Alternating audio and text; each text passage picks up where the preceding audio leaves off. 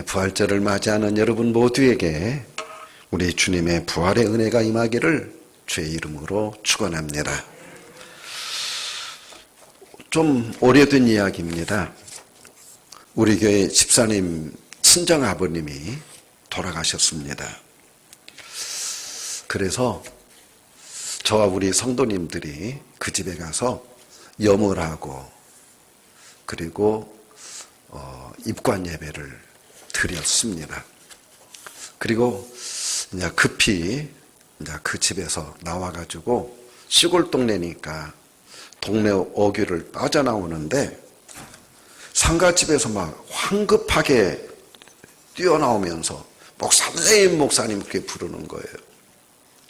가다가 저희들이 멈칫 섰죠. 그랬더니 하시는 말씀이 금방 목사님이 입관을 하고 입관 예배를 드렸는데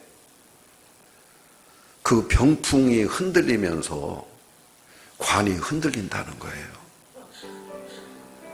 그러니 죽은 분이 살아난 것 같은데 목사님 좀 빨리 오셔야 되겠다. 여러분 죽은 분이 살아나셨으면 얼마나 경사입니까? 그래서 제가 황급히 왔더니 사람들이 다 문 앞에만 서 있지 기뻐하는 게 아니라 두려워서 벌벌 떨면서 들어가질 못하는 거예요, 방에. 그러잖아요, 시골집. 제가 입관식을 했으니까 아무도 없고 관만 있고 그 앞에 병풍 딱 쳐놨거든요. 그래서 제가 문을 탁 열고 들어갔더니 아는 게 아니라 그 병풍이 막 흔들리고 있는 거예요. 그래서 제가 들어가서 병풍을 확 잡아 챘더니 세상에 그 집에 늦게 온 사위가 감사합니다. 거기 들어가서 관을 붙들고 통곡을 하고 있었던 거예요. 그러니 관이 들컹들컹하고 앞에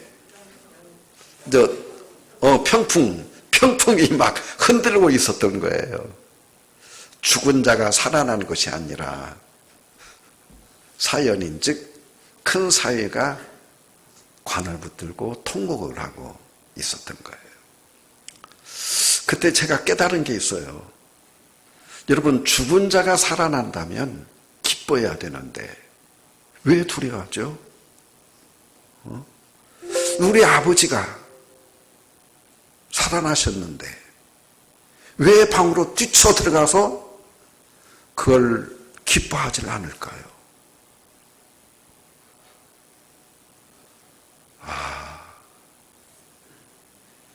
여러분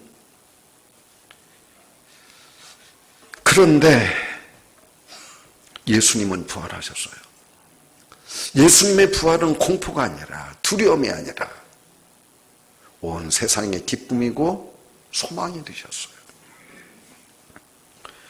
예루살렘 갈보리 십자가에서 죽으신 예수는 아리마대 사람 부자 요셉이 자기가 죽음을 묻히려고 한 그 돌무덤에 예수님을 모셨어요. 그리고 그곳에 안장을 했어요. 그 무덤을 돌로 막아놨어요. 그리고 그 앞에 로마 군병들이 지키고 있어요. 그런데 예수님은 로마 군병들이 지키고 있는데 돌로 굴문을 막아놨는데 이 모든 것들을 다 열어 제끼고 부활하시게 되어졌어요. 예수님이 부활하셨다는 이 소식은 하늘과 땅을 진동시키는 놀라운 소식이 되어졌어요. 숨 죽이고 로마 군병들이 두려워서 방 안에 벌벌 떨고 있던 예수님의 제자들은 모두 다 방문 밖으로 뛰쳐나왔어요. 그리고 그들은 외치기 시작했어요. 너희가 십자가에 못 박은 예수를 하나님이 다시 살리심으로 주와 그리스도가 되게 하셨느니라. 여러분 이게 복음이에요.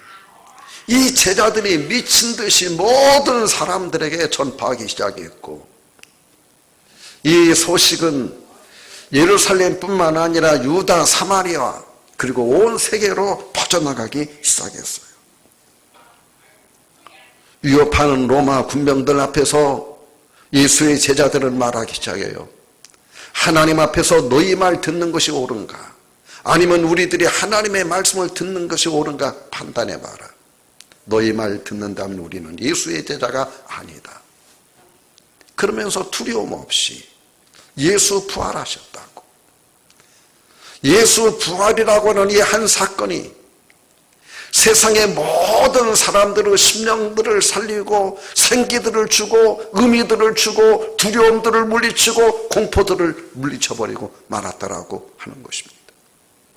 이것이 예수님의 제자들에게만 국한된 것이었을까요? 아니요. 우리들이 잘 아는 철인 아리스토텔레스가 125년에 그의 친구에게 보낸 편지가 발견이 되었습니다.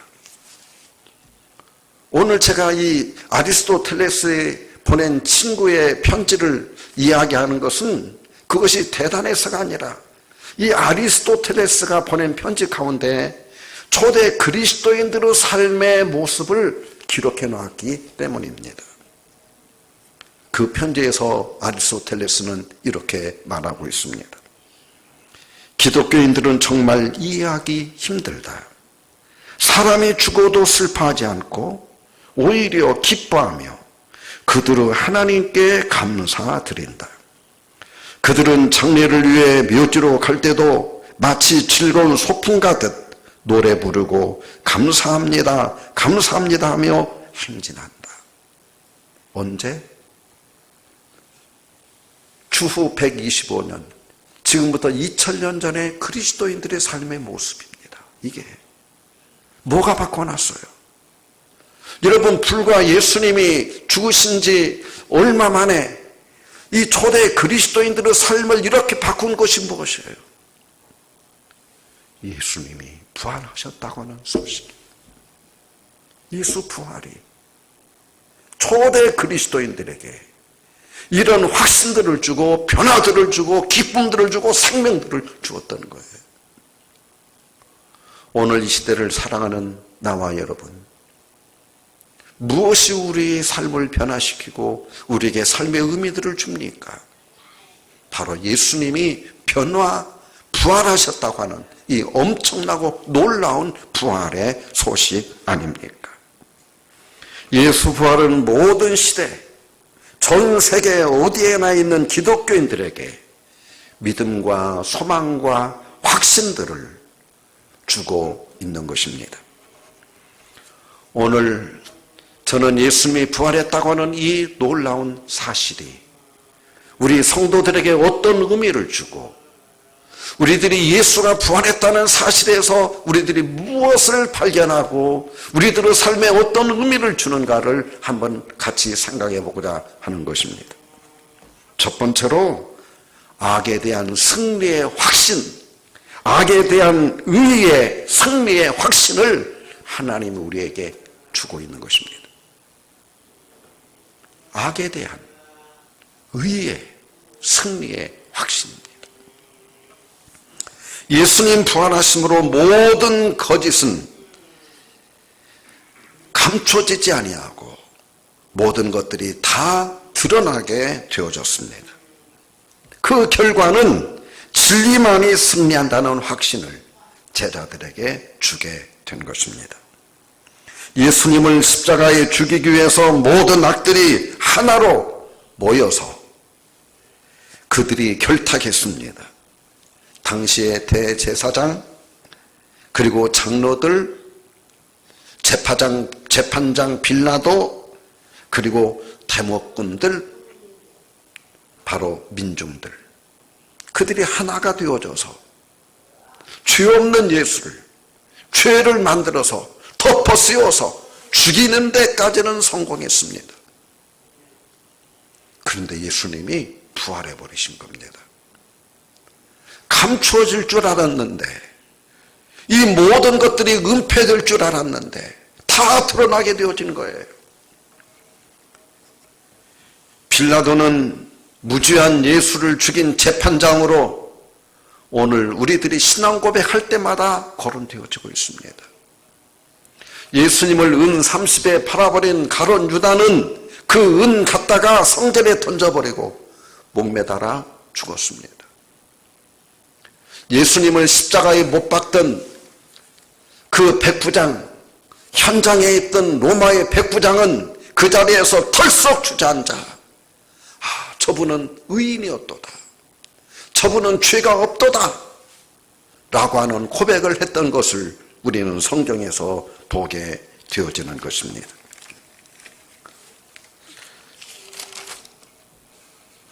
예수 부활로 공의의 하나님이 온 세상을 다스리심을 우리는 보게 되어졌습니다. 지금은 잠시 악이 감추어진다 할지라도 결국 진리는 승리하게 되어지고 하나님의 참된 말씀만이 진실된 말씀임을 우리는 확실히 믿게 되어졌습니다. 예수님의 부활하심으로 우리 성도들은 어떤 고난이 오고 어떤 어려움이 온다 할지라도 진리 따라 살 수 있게 되었고 말씀 따라 살 수 있는 확신들을 우리는 가지게 되어졌습니다. 하나님은 시편 37편 1절 2절에서 우리에게 말씀하고 있습니다. 같이 한번 읽습니다. 악을 행하는 자들 때문에 불평하지 말며 불의를 행하는 자들을 시기하지 말지어다. 그들은 풀과 같이 속히 배임을 당할 것이며 풀은 채소같이 쇠잔할 것이미로다. 여러분, 악을 행하는 자들 때문에 불평하지 말고 불의를 행하는 자들 때문에 시기하지 말아라. 잠깐 후면 그들은 풀과 같이 배임을 당하고 푸른 채소같이 말라버리고 말게 되어질 것이다. 무엇이에요? 하나님의 공의의 심판을 네가 목도하게 되어질 것이라고 하나님은 말씀하고 있는 것입니다. 많은 선자들의 기도 가운데 하나가 하나님, 더 악한 자들이 덜 악한 자들보다 잘 되고 더 악한 자들이 덜 악한 자들을 핍박하는 이 세상, 이게 어찌된 영문입니까? 이게 언제까지 이런 것들이 반복되어야 합니까? 라고 하나님 앞에 고소하고 질문했던 것을 우리는 보게 되어집니다. 오늘날도 우리들이 살아가는 세상에서 많은 성도들이 의문을 품는 것이 그것입니다. 목사님, 하나님이 공의로우시고 하나님이 다스린다는데 어떻게 저렇게 악한 자들이 잘 되어가고 있죠? 그런데 여러분, 역사가 증명해주고 있습니다. 인류의 역사 속에 강한 자들이 살아남은 것이 아니라 정의로운 자들, 약하지만 하나님 편에 있는 자들이 살아남았다는 사실을 오늘 우크라이나 전쟁이 한창입니다. 참 불행한 일입니다. 여러분, 러시아라고 하는 나라가 어떤 나라입니까? 미국 다음에 엄청난 무기를 가지고 있는 나라입니다. 국방력이 세계 2위잖아요. 그들이 가지고 있는 핵폭탄만 2,000개입니다. 우크라이나, 우리들이 생각할 적에는 하루거리도 안 되죠. 그러나 여러분, 역사를 보십시오. 공의로운 하나님이 함께 하시기 때문에 저는 우크라이나 언젠가 살아나리라고 믿습니다.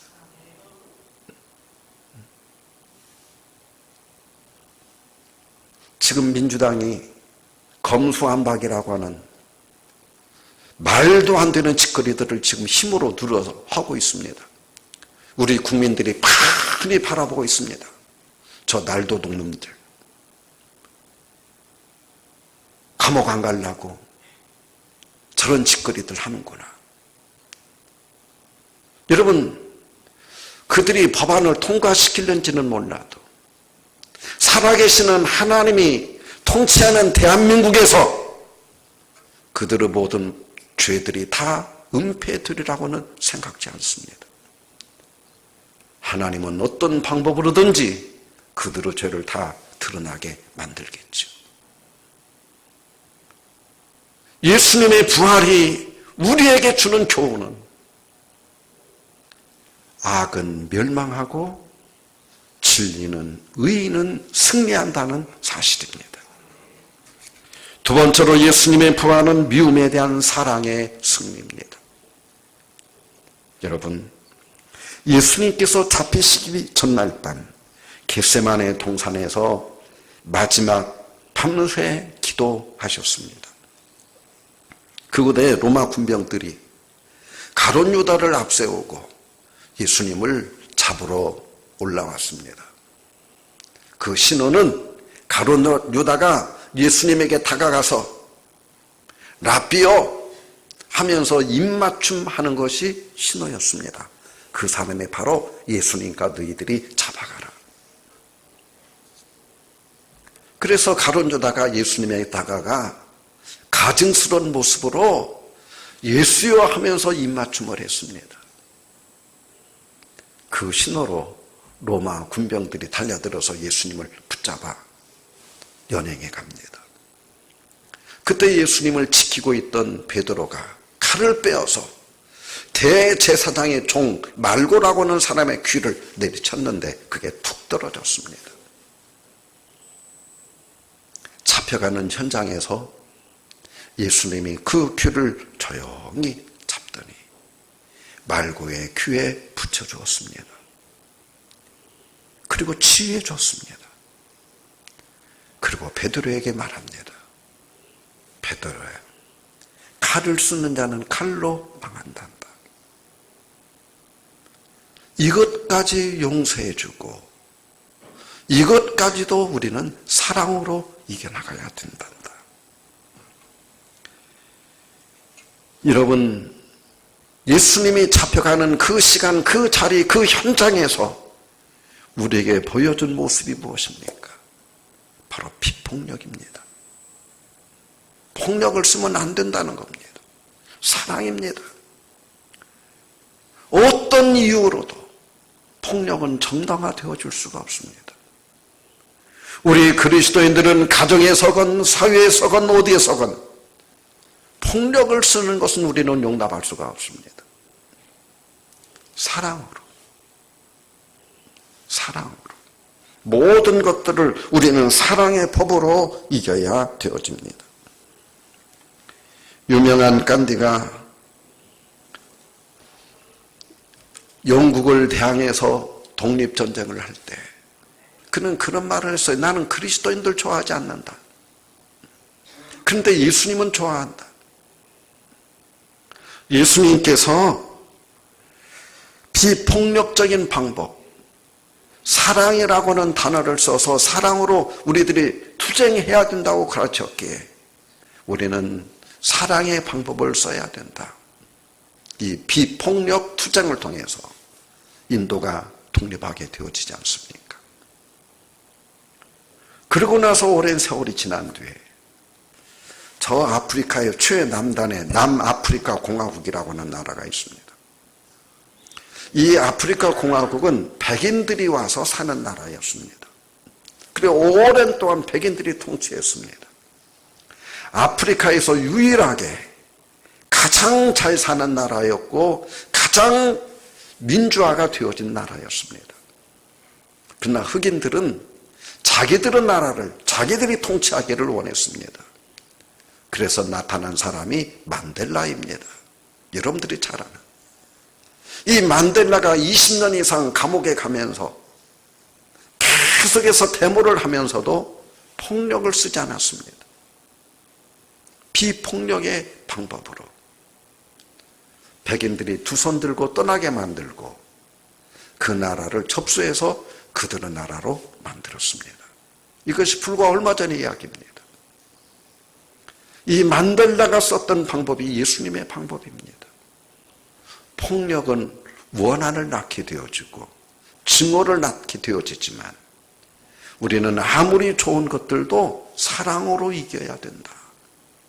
그래서 만델라가 노벨 평화상을 받게 되어지고 모든 사람들의 입에 만델라라고 하는 이름이 계속 오르나리게 되어진 것입니다. 예수님은 마태복음 5장 38절에서 우리에게 이렇게 말씀합니다. 또 눈은 눈으로 이는 이로 갚으라 하였다는 것을 너희가 들었으나 나는 너에게 이르노니 악한 자를 대적하지 말라. 누구든지 내 오른편 뺨을 치거든 왼편도 돌려대며 또 너를 고발하여 속옷을 가지고 난 자에게 겉옷까지 가지게 하며 또 누구든지 너로 오리를 가게 하거든 그 사람과 심리를 동행하고 네게 구하는 자에게 주며 네게 구고자 하는 자에게 거절하지 말라. 바로 사랑의 법입니다. 사랑하는 성도 여러분, 여러분들도 사랑으로 승리하시기 바랍니다. 예수님 부활하셨어요. 주님 무력적인 방법을 쓰지 않았어요. 우리들이 마음 놓고 주님을 사랑하고 우리들이 마음 놓고 주님께 충성할 수 있게 되었습니다. 살아계신 하나님께서 우리 모두를 다 갚아주십니다. 말 잘해서 말로 승리할 수 있고 주먹 커서 주먹으로 승리할 수 있고 지혜 있어서 지혜로 이기는 자들이 많이 있습니다. 그러나 우리는 바로 주님의 사랑으로 승리하는 여러분들 되시기를 주의 이름으로 축원합니다. 세 번째로 예수님의 부활은 죽음에 대한 생명의 승리입니다. 예수 부활이 있기 전 인류 최고의 공포와 두려움은 죽음이었습니다. 동서고금 5대양 6대주 어디에서도 죽음을 이긴 자 없었습니다. 죽음의 권세가 최고의 승리인 것처럼 보였습니다. 모든 인생의 종착역은 죽음인 걸로 알게 되어졌습니다. 그런데 예수님이 부활했습니다. 이제 죽음은 끝이 아니라 생명에 들어가는 문이 되었습니다. 죽음은 천국문으로 우리를 인도해서 하늘문으로 인도하는 개선문이 되어졌습니다. 믿음 안에서 그 누구도 이제는 죽음을 두려워하는 자들이 없게 되어졌습니다. 오늘 성경이 말하는 것처럼 사망이 쏘는 것은 죄요 주의 권능은 율법이라. 우리 주 예수 그리스도로 말미암아 우리를 승리케 하시는 하나님 앞에 감사한다. 오늘 하나님은 말씀합니다. 고린도전서 15장 35절에서 성경은 이렇게 묻습니다. 누가 묻기를 죽은 자들이 어떻게 다시 살며 어떠한 몸으로 오느냐 하리니. 여러분 42절에서 성경은 또 우리에게 말합니다. 대답을 해줍니다. 죽은 자의 부활도 그와 같으리니 썩을 것으로 심고 썩지 아니할 것으로 다시 살아나며 욕된 것으로 심고 영광스러운 것으로 다시 살아나며 약한 것으로 심고 강한 것으로 다시 살아나며 육의 몸으로 심고 신령한 몸으로 다시 살아나리라. 여러분 우리의 삶은 이 땅에 끝나는 게 아닙니다. 우리의 육신이 썩어짐으로 없어지는 것이 아닙니다. 예수님의 부활은 우리에게 다른 생명이 있음을 확실하게 보여주고 있는 것입니다. 마지막으로 예수 부활은 불신앙에 대한 믿음의 승리입니다. 예수님이 부활하셨습니다. 오늘 예수님을 믿고 뒤따라가는 나와 여러분들의 믿음이 결코 헛되지 않다고 하는 것을 증명해 주신 겁니다. 우리들이 잘 살고 있다고 하는 것을 주님이 보장해 주신 것입니다. 우리들이 마음껏 마음 놓고 주님을 사랑하고 우리들이 마음을 다해서 하나님 말씀 따라 사는 길이 참 길이라고 하는 것을 예수님의 부활이 보증해 주고 있는 것입니다. 오늘 본문 58절에서 성경은 말씀합니다. 그러므로 내 사랑하는 형제들아, 견실하며 흔들리지 말고 항상 주의 일에 더욱 힘쓰는 자들이 되라. 같이 한번 읽어보십시다. 시작. 우리 주 예수 그리스도 말미암아 우리에게 승리를 주시는 하나님께 감사하노니 그러므로 내 사랑하는 형제들아, 견실하며 흔들리지 말고 항상 주의 일에 더욱 힘쓰는 자들이 되라. 이는 너희 수고가 주 안에서 헛되지 않은 줄 알미라. 하나님 우리에게 주시는 말씀이에요. 너희들의 믿음이, 너희들의 수고가, 너희들의 헌신이 결코 헛되지 않다. 이건 헛된 것들이 아니다. 그러니 더욱 주의 일에 힘쓰는 자들이 되라. 여러분, 하나님이 보응해 주십니다. 하나님이 보장해 주십니다. 우리의 믿음과 우리의 수고가 헛된 것들이 아니라 아버지 나라에서 부활 후에 하나님이 우리에게 놀라운 축복들을 허락해 주신다고. 예수님의 부활은 우리들의 믿음에 대한 승리의 보장입니다. 예수님은 두 사람의 인생을 비교해서 말씀하신 적이 있습니다. 여러분들 잘 아는 말씀이죠. 한 사람의 이름은 나사로입니다. 이 사람은 불우한 인생을 살았습니다. 늘 건강치 못했고 부잣집 앞에서 구걸을 하면서 살았습니다. 그런데 믿음이 있었습니다. 주님을 사랑했습니다.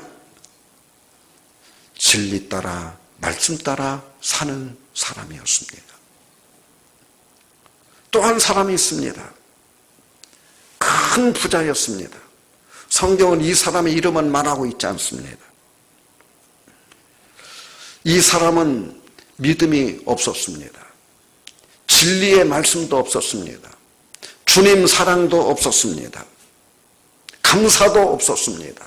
사랑도 없었습니다. 단지 있는 것은 쾌락이었습니다.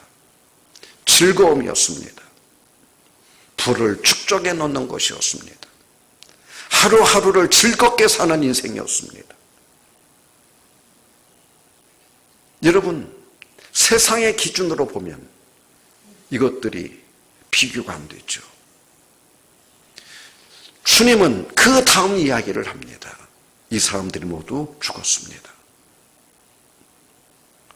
나사로는 하나님 아버지 아브라함의 품에 안겨서 놀라운 은혜를 누리고 있을 때 지옥불 밑바닥에서 너무 불꽃 가운데에서 신음하던 이 부자가 어느 날 눈을 들어보니 자기 집 앞에서 구걸하던 그 나사로가 아버지 아브라함의 품에 안겨있는 것이었습니다. 여러분, 예수님은 이 두 개의 모습을 우리에게 말씀해 줍니다. 세상의 기준으로는 부자가 잘 산 인생이었죠. 성공한 인생의 케이스입니다. 그런데 끝까지 가보니까 그게 아니었습니다. 부활 후의 모습은 그것이 아니었다는 것을 예수님은 우리에게 말씀해 주고 있습니다. 여러분, 부활 후의 모습을 성경만이 우리에게 말씀해 줍니다. 예수님만이 말씀해 주고 있습니다. 하나님만이 말씀해 줄 수 있는 비밀이 부활 후의 모습입니다. 우리는 부활하신 예수 그리스도를 믿습니다. 그래서 부활 후의 사건에 어떻게 되어질 것을 우리는 잘 알고 그날의 승리자들이 우리는 되어지기를 원하는 겁니다. 그것이 말씀으로 사는 것이고 그것이 진리로 사는 것입니다. 부활이 없이 이 생뿐이라면 분명 부자의 인생이 최고였습니다. 그러나 예수님은 부활하셨습니다. 믿음의 보증이 되었습니다. 아버지 아브라함의 품에 안겨 있는 나사로의 모습을 우리에게 말씀해 주고 있습니다. 우리가 시선을 고정하는 것이 바로 죽음 후에 아버지 아브라함의 품에 안겨 있는 나사로의 모습입니다. 바로 이것이 오늘 하나님 앞에 예배드리는 나와 여러분들의 모습이기 때문입니다. 사랑하는 성도 여러분, 불과 얼마 전만 해도 얼어붙어 있는 동토의 땅이었습니다. 앙상한 나무의 가지들이었습니다. 부활의 새봄이 오니까 온 천지 산하가 여러분 꽃동산이 되고 꽃냄 향내로 진동하고 있습니다. 저는 오늘 아침 예배드리기 위해서 우리 계단을 올라오면서 하나님, 이곳이 우리 교회 천국입니다. 감사하고 감사했습니다. 바로 이것이 부활입니다. 여러분, 이것이 바로 부활입니다. 이것이 부활 생명입니다. 우리 주님 부활하셨습니다. 힘들고 어려운 여러분들의 삶에도, 여러분들의 심령에도, 건강치 못한 여러분들의 몸에도 하나님께서 놀라운 부활의 은혜, 부활의 축복을 허락해 주시리라 믿습니다. 부활의 은총이 오늘 부활절 예배를 하나님 앞에 드리는 여러분 모두에게 임하기를 주의 이름으로 축원합니다. 기도드립니다.